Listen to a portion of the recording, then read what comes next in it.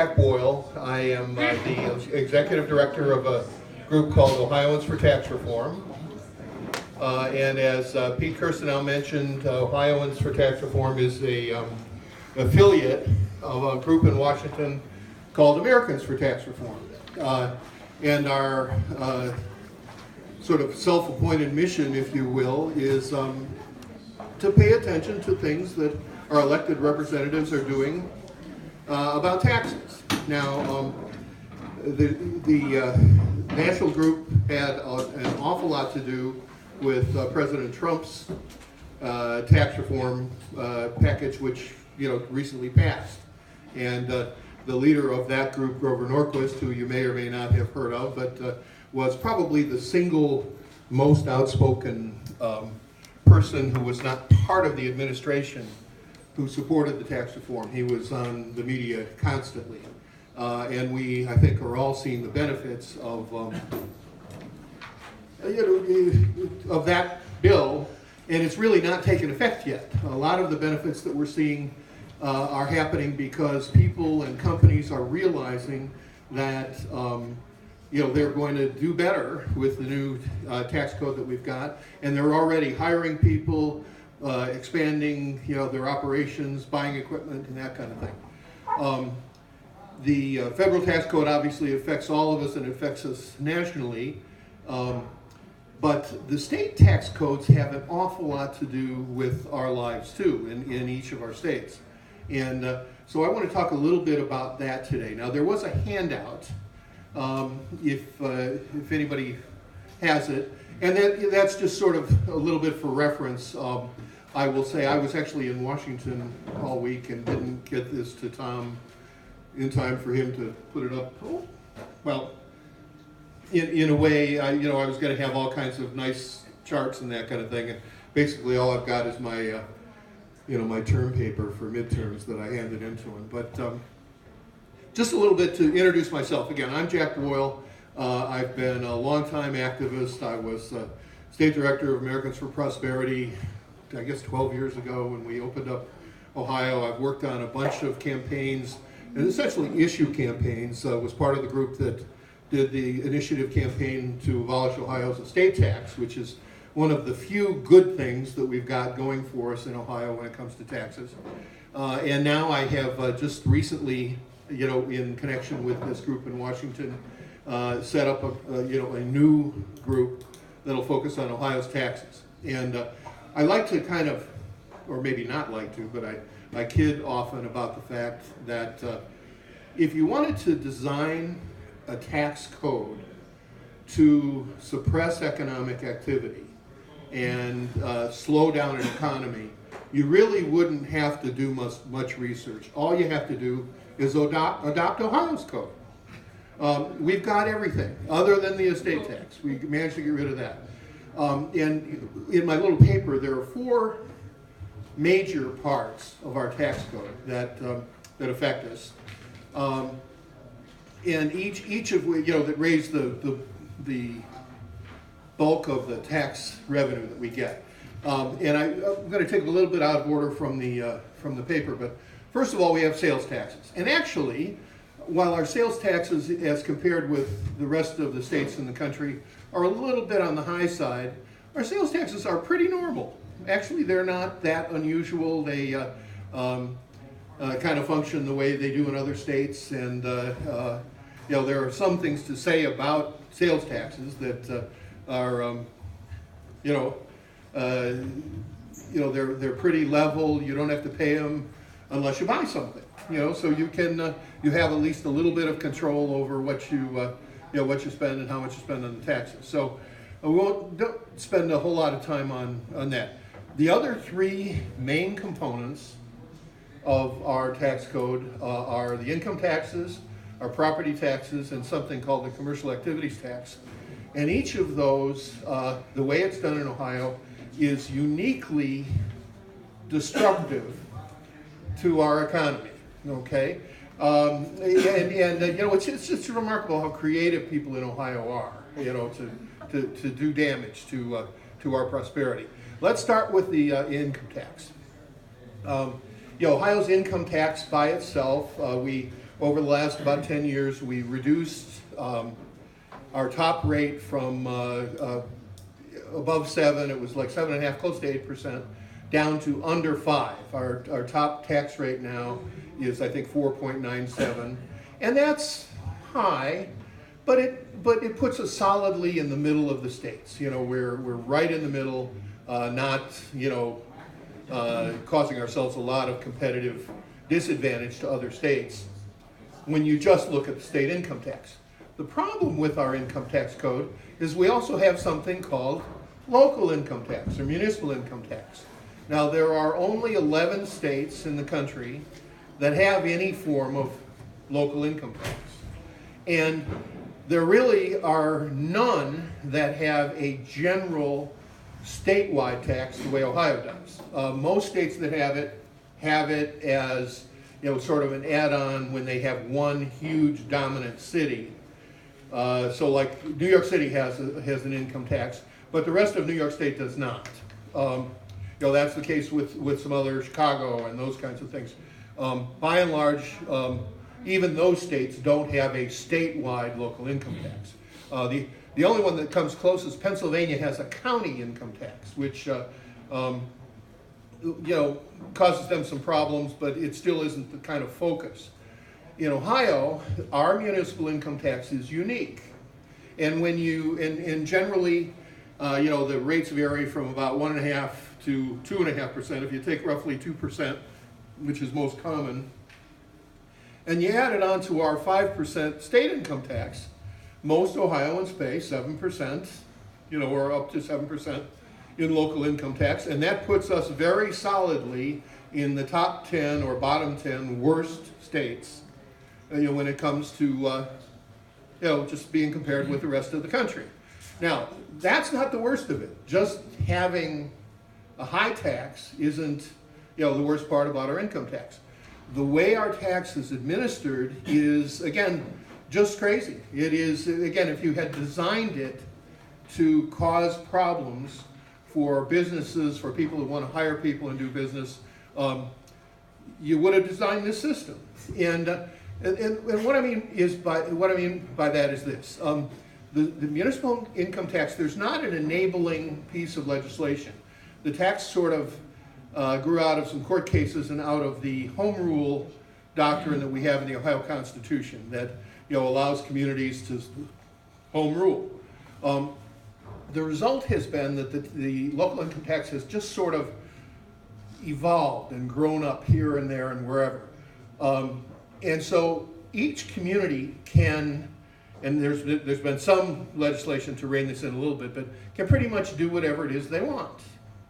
So there has, over the years, been no uniformity whatsoever in these taxes. There, you know, the dates are different, the forms are different, you know, the way the taxes are collected vary from community to community, and the way, you know, the penalties are not defined in any way. It's kind of up to the community.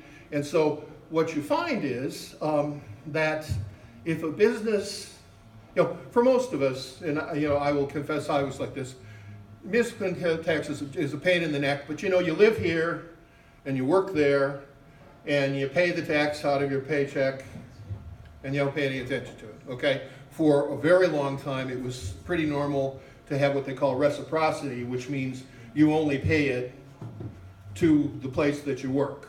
And the place that you live just concedes, okay, you know, we'll charge the people who work and we won't charge the people that, you know, who are residents in our community.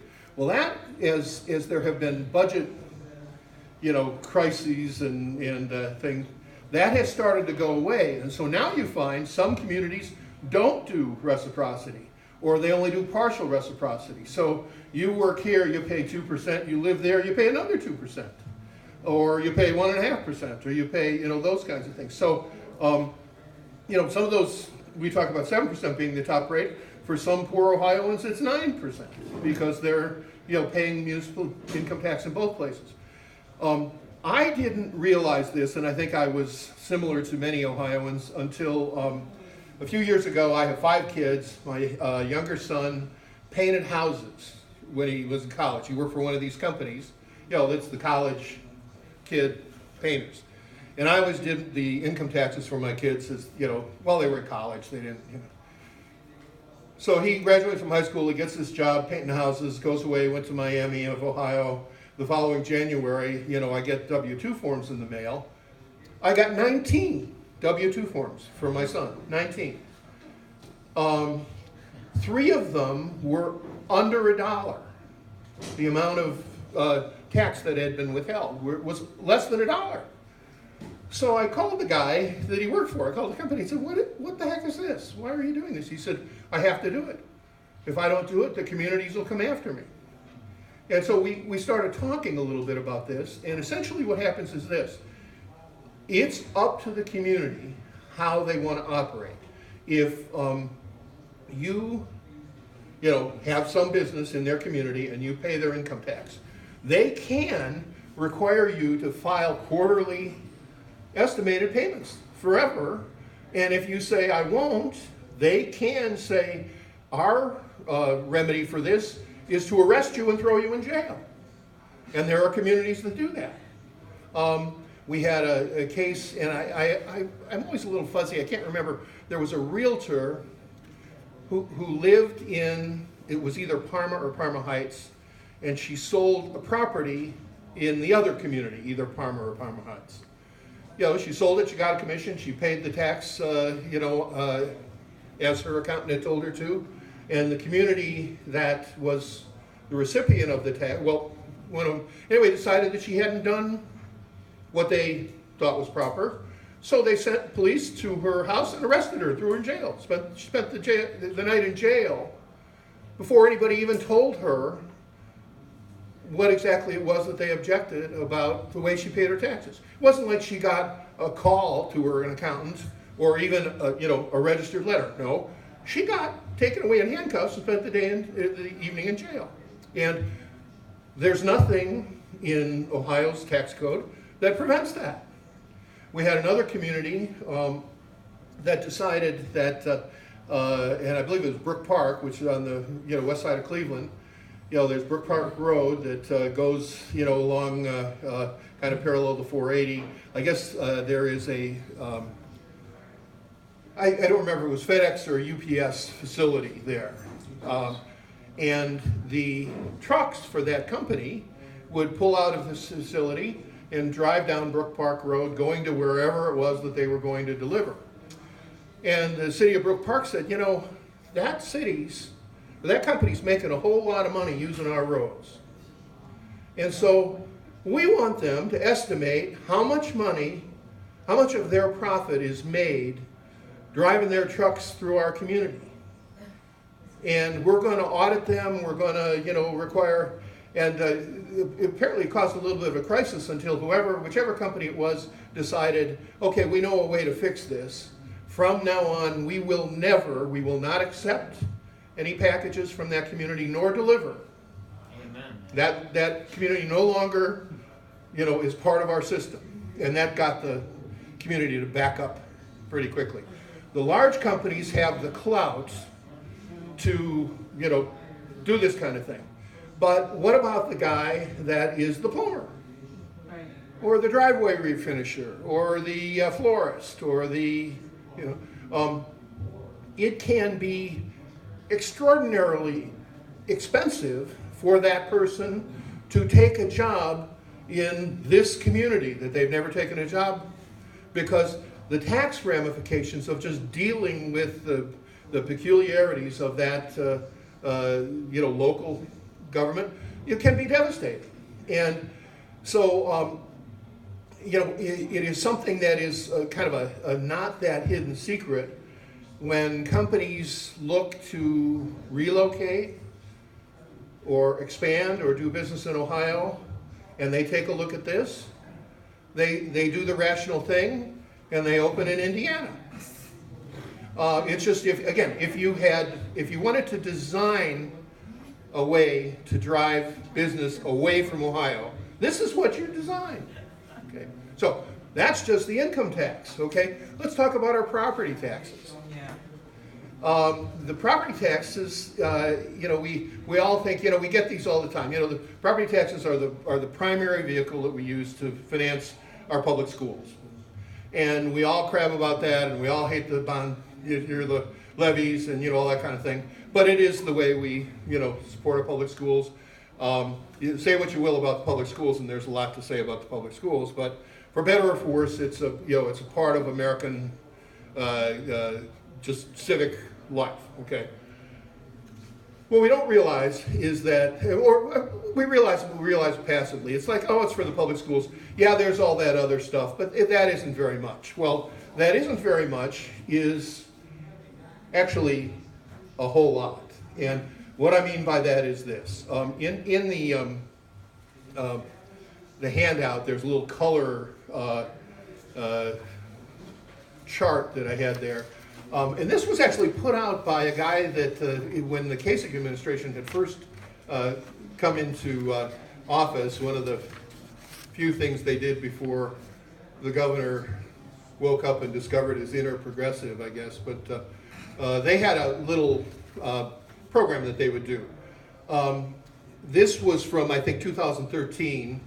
And what it showed is there are 49 different types of local government that have the ability to collect taxes through tax levies.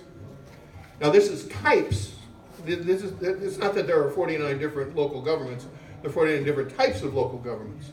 And these things are everything you can imagine. They're school districts, but they're fire districts, they're mental health districts, they are airports, they are business development areas, they are arts councils, they are just all kinds of things. And each one has a board. By and large, these groups are appointed; they're not elected. They get their levy on the ballot, and it's always it's going to cost you $2.49 per 100,000. And it's never a tax increase. If these campaigns are always, this is not a tax increase, but of course it is a tax increase, but it's never a tax increase. When you look at the preponderance of this, at any given point in time, there are more than 18,500 distinct tax levies collecting taxes on Ohio property.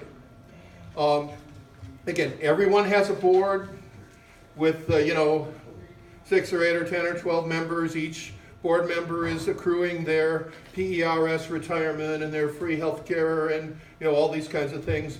This is an enormous drag on our economy, and it's like a compounding drag. And it's something that's completely under the radar. People don't seem to realize it. I was appalled. We had a 6.8 mil levy in Solon that just passed. It's going to raise my real estate taxes on my house about $1,600. Okay, and past 75-25. There was never not a peep. Nobody said a word. This almost, I think, is the real crisis that we have in Ohio. That the preponderance and the drag that this creates on the economy is enormous, and it is compounding. And it is also, we all kind of complain about the income tax, and at least that's there's been efforts in the General Assembly to reduce the income tax, that kind of thing. This, nobody talks about. You're a bad citizen if you won't support the seniors or the mental health facility or the library or the fire district or the whatever. And this is actually an issue that fortunately is beginning to get some attention, and 2 more of the speakers yet today, Greg Lawson, I think, is going to spend some time from Buckeye in there in his presentation about it. And we have slides that show you all those. All right, very good. Randy Cole, I've got all the stuff. Oh, good. Oh, excellent. Okay, well, good. Well, look, this is the teaser then for Greg's presentation. But and there's a guy named Brian Massey who's done a remarkable amount of research just on, I think it's Lake County taxes, and gets it. I'm sort of painting with broad strokes here. Ryan will get into the weeds a little bit and give you some real information about this. So this is tremendously important. Okay. The last part of the tax code that I want to talk about is something we have that's called the commercial activities tax. And the commercial activities tax is a gross receipts tax on Ohio businesses. Now, the interesting thing about that is, how many people here have ever heard of the cat tax? Okay, so, good proportion of that. I think if the next time you go to the Super Bowl party, of your neighbors or whatever, ask people. Unless they're a business owner that's gotten done by the thing, they probably will never heard of it. And part of the reason why they might not have heard of it is that when they passed this tax in 2005, there was a provision in the bill that forbids companies from telling their customers about it.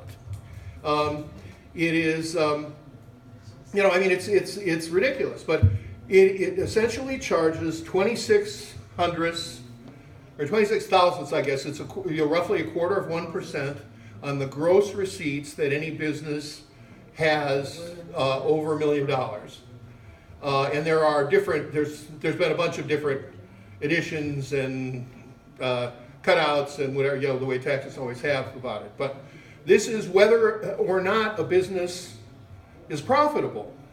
So you can have a business that is, losing money. They still have to pay this tax. And it comes off the top, but they can't add it to the bill and say, commercial activities tax, your bill is $100, but you've got to pay me, $102.50 or whatever it is. No, they've got to bury it and just pay it. There's a group in Washington called the Tax Foundation, which does research on these kinds of things, that did a paper last fall on Ohio's commercial activities tax. And I've got a quote in there, but this is an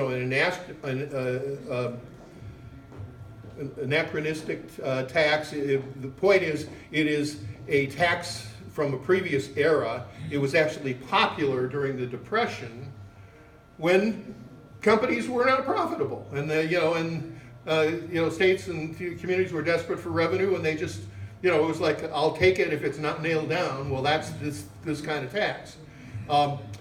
It is extraordinarily, I don't know if unfair is the way, but uneven in the way it affects businesses. And it charges based on each stage of production. So if you're a small business that's very specialized and you farm out, your, making parts for this, doing your accounting work, doing this, doing that, and whatever, you have a lot of subcontractors. Each one of them is going to pay the commercial activities tax too. And so you may have, your product, when it goes to market, may have 1 or 2 or 5 or 10 times the tax charged built into the cost of your product, because each of your subcontractors had to pay it too. Whereas if you are a large vertically integrated company, you just pay it once. So when we think about small business and we think about startups, we think, often companies that's, when they first get started are not profitable for a while, and don't necessarily, if they're capital starved or, or limited or whatever, rather than build a plant and make the part themselves, they're just going to, buy it from the guy down the street that's already got the operation. Well, they're going to get double taxed then on this. Again, if you wanted to find a way to make Ohio businesses less profitable and less competitive, you'd do a commercial activities tax. The Tax Foundation said, the problem with the cat tax was in Ohio it didn't raise the uproar from the business community that it should have, because when it was passed, it replaced essentially the business inventory tax, and so it was actually a relief prior to this, Ohio had, on a given point in time each year, business would have to add up the value of their inventory, of their machinery, and this kind of thing, and pay tax on that. Well, that was a tax that was designed to say, wow, the efficient way to take care of this tax is to move to Indiana where they don't have the tax, okay? Again, well, they replaced that terrible tax with this one, which was less obviously terrible, but in the long run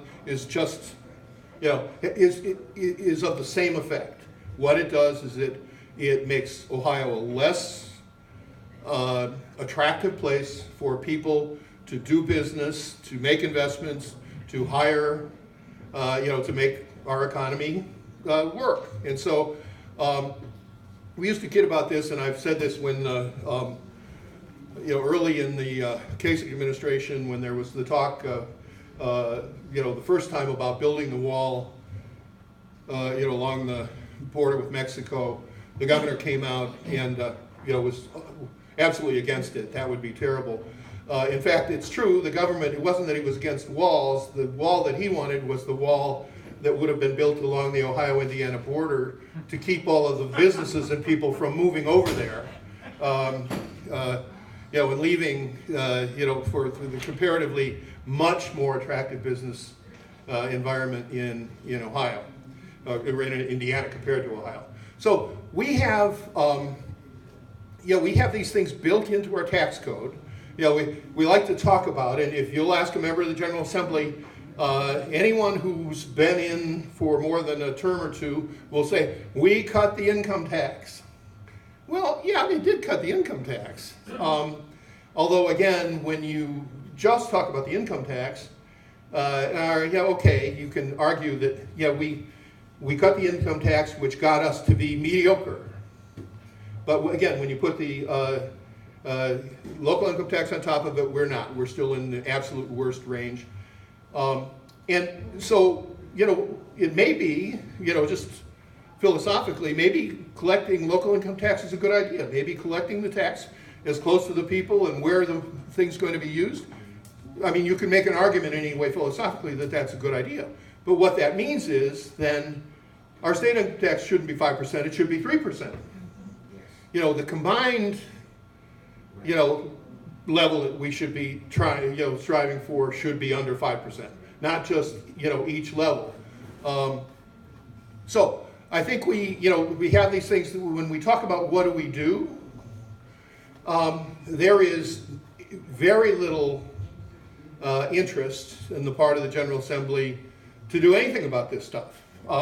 And again, you'll find, Republicans are talking about, in fact, I got an email from the Ohio Republican Party today touting, Ohioans are each going to save $2,000 because of the federal tax reform. Well, that's great. That $2,000 will go a lot farther in Indiana than it will in Ohio.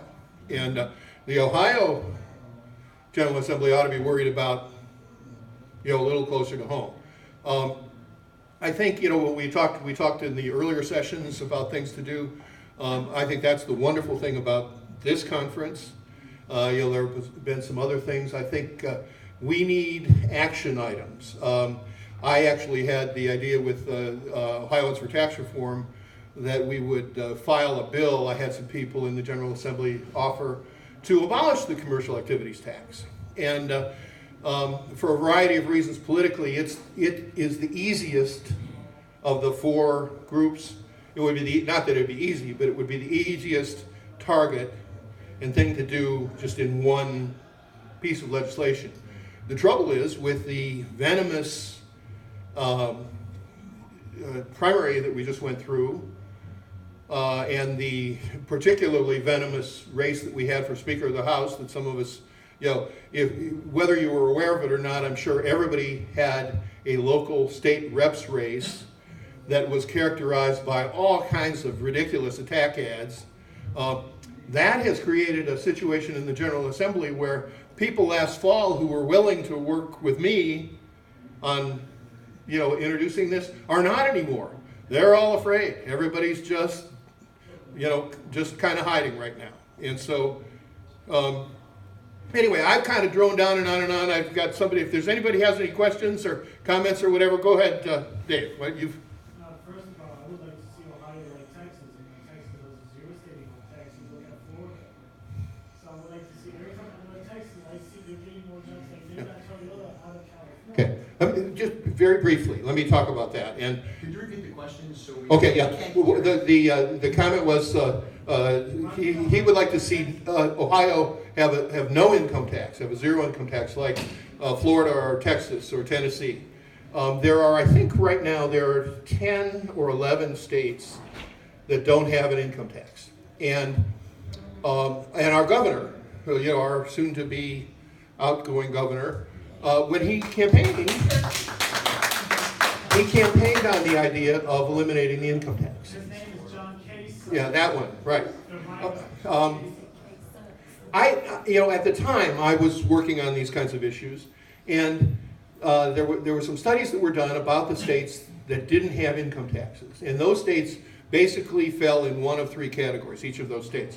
They had very high energy production and raised a lot of their revenue on energy severance taxes, like Alaska and Texas and that.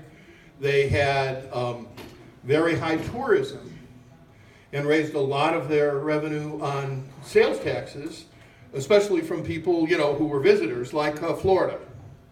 Or they were states that had historically very low levels of services, and that was what their population was used to, like New Hampshire, has no income tax. When I looked at Ohio, I don't think we fit easily into any of those categories. And absent some developments, I think Ohio's economy has always benefited because of the energies of its citizens. I think taxing the income that those energies produce is probably the way that Ohio's going to pay for its government services. The problem's going to be getting it to be reasonable and realistic. So I'd love to have no income tax. I'm not sure that's the thing to do. Two comments. As a CPA, your presentation was 100% spot on about the analysis of our taxes. The only thing you omitted was we got rid of the personal property tax as well as the franchise tax, which was the Ohio corporate income tax. Yeah. My second comment is Ohio is in the top 5, though, thanks to the Republicans, of LLC law and trust law. We're in the top 5 in the nation on the use and functions of LLCs and trusts. So that's to our benefit, is what you're saying. Okay, well, good.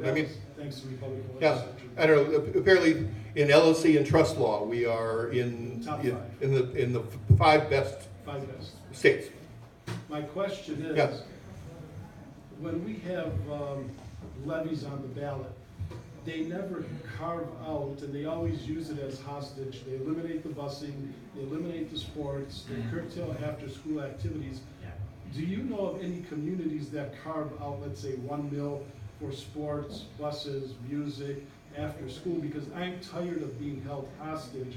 That's the first thing they eliminate is the buses, band, sports, and it's very minimal to the budget, but that's what they always hold hostage, and all the people are like, we gotta pass it because my kid can't, play tuba. I don't know. The question was, when we get these levies on the ballot, are there any school districts or communities that say, 1 mil of this is going to pay for band and football and that kind of thing. Another mill is going to pay for transportation or whatever. No, I don't know of anything like that, and of course they wouldn't do that because they like to hold people hostage. They have a vested interest in doing that. What I do hope is that there is finally beginning to be some awareness of this. One thing that I think we could do in the short run is say that no board can exist that isn't elected. And I think suddenly, okay, perhaps having a mental health facility or having a fire district or whatever is a good thing, but we already have a county that those things should be part of. It should be part of their budget. There's no reason to have a separate, totally distinct taxing entity. Let's just expect our elected, established by Constitution government entities to provide these services if we think they're available, and to make them prioritize between, you know, this and that and the next thing, as opposed to having each one where we have this 1,000 cuts all the time. And Greg? Well, I wanted to echo in on that. One of the interesting things is, and I have to look back, but a lot of like library boards and individual things have separate ballot access. This is kind of what you're saying, which is to say that they go to the county commission, and some of the county commissioners decide to put on, but there's a series of these things. Again, basically you present it to them, it's on the ballot. So you have separate ballot access to these different entities. That creates the ability to pyramid a lot easier, because you don't have and one could argue that the county commission is very proactive. Maybe that's controversial, maybe they don't want the authority, maybe you don't want to give it to them, but at least if you had a centralized sort of location for the county that could look at all the different things and priorities, you could see a much easier, they can make those kind of decisions, instead of having people going there and people not realizing that, oh, it's only, you know, $25 more per $100,000 for this levy. You got about 50 you just paid in November, Right. and 35 you're going to be paying next day. Okay, we are almost out of time, so one more question, and we'll see. Joe? Yeah, Jack, just a theoretical question, I don't know where this fits in it, but what I don't understand is, like Beechwood, okay, they defeated the property tax levy supposedly, right, votes, has to recounter it. The school board will put that back on, you know, in a few months, and they'll keep doing it. So, but once they win, then they're forever. And that's what I don't understand about this whole political aspect, is if they lose, if the taxpayers say, we don't want it, why isn't that like binding? It should be binding for like a Well, year. there's actually been some proposals, and something maybe, you know, that will come out of conversations like this, and that would limit the ability of communities to put, and school districts and that kind of thing, to put levies on the ballot. In some cases, where if you lose, you have to wait a year before you come back. In other cases, it can only be put on general elections, no special elections. That's what they always do, is they put, you know, every single income tax, yeah, but they put it on the special election the first Tuesday in August. So the only people that vote are the union people. There has been talk about that. Actually, in a conference that we had that Tom sponsored last week, we've talked about using the initiative as a tool, and I hope that's something perhaps that comes out of this conference. I think one of the things that energizes the grassroots is an actual project, and, you know, doing something that would tangibly limit and change, you know, the way government acts and takes advantage of voters would be a good thing to do that. I think we're out of time, so thank you, everyone. Tom, you're off schedule. I need to address that. But let's give a round of applause for Tom. Some really interesting information. That's just absolutely nefarious when he said that the commercial, the businesses are not allowed to actually put a separate line item for the commercial activities tax. That is absolutely nefarious. It's typical. It's typical. My email is on the last page of the handout. So if anybody has any thoughts, questions, suggestions, you know, gripes, shoot me an email. Thank you. All right, in 4 minutes, we actually have the next general session in the auditorium. Please, the program, the things are listed out correctly, the times are all